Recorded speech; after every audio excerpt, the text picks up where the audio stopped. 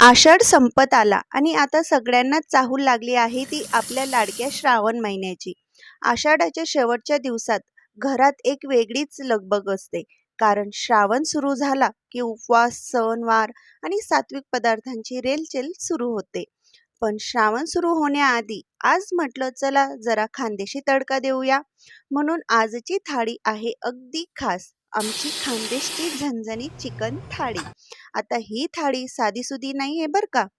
आजच्या थाळीत आहे एकदम झणझणीत आणि गरमागरम हेल्दी सूप. त्यासोबत झणझणीत तांबडा रस्सा आणि मग ज्याचं नाव ऐकलं तरी तोंडाला पाणी सुटतं असा झणझणीत चिकन सुक्का. खानदेशी जेवण म्हटलं की तिखटपणा तर हवाच, पण त्यासोबत मसाल्यांचा सुगंध आणि घरच्या हाताची चव आली की मग जेवणाची मज्जाच काही वेगळी असते. खरं सांगायचं तर आषाढ संपतोय म्हणून आज जरा मनसोक्त चिकन थाळीचा आस्वाद घेऊया. कारण आता श्रावण सुरू झाला की पुन्हा सगळं वातावरण भक्तिमय आणि सात्विक होणार.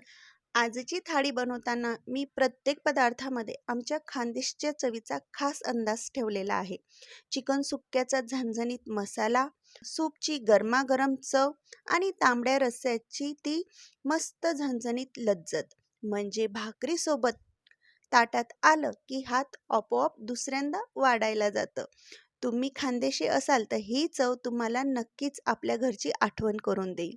आणि खानदेशी नसाल तर काही हरकत नाही. आजची थाळी पाहून तुम्हीही म्हणाल, अरे वा, ही तर एकदा नक्कीच करून बघायला हवी.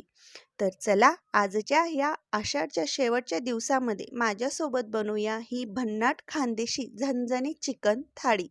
आणि हो, तुम्हाला या तिघांपैकी चिकन सूप, तांबडा रस्सा की चिकन सुक्का यापैकी सगळ्यात जास्त काय आवडतं ते मला कमेंट्स करून नक्कीच सांगा. भेटूया नेक्स्ट रेसिपीला. Bye bye.